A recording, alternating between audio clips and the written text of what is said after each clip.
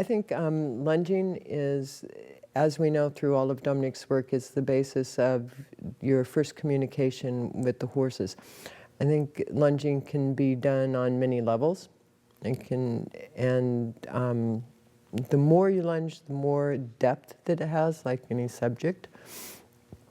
I have found that through the lunging and the horse understanding where he is and his basic roundness is the basic work that starts.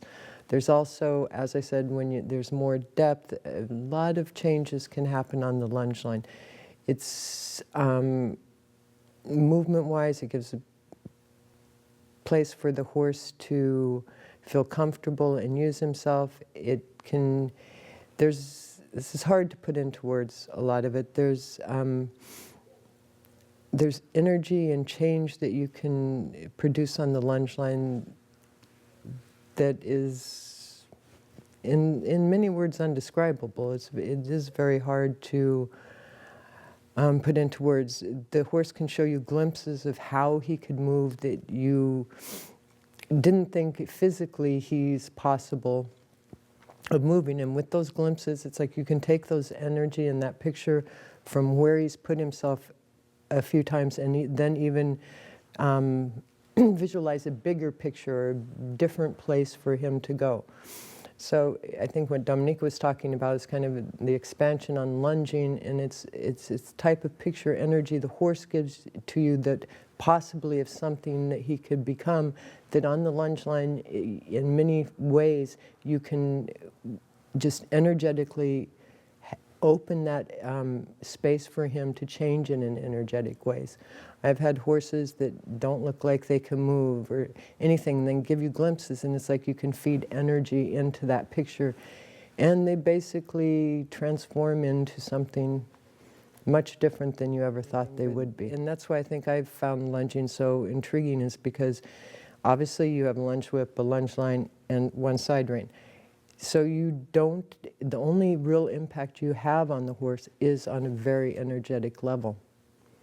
And it is getting to that energetic level with horses on the lunge line versus just, I cluck, I use my whip, the horse goes.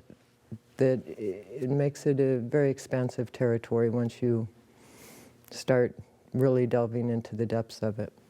The difference of what I like to feel through the lunge line, you can actually start to feel the connection of your horses back through the lunge line. You can feel them, even though we don't have an outside side rein, you can actually feel the bend of the horse's head and neck into the side rein that's not there. And all of that you can basically feel through your lunge line.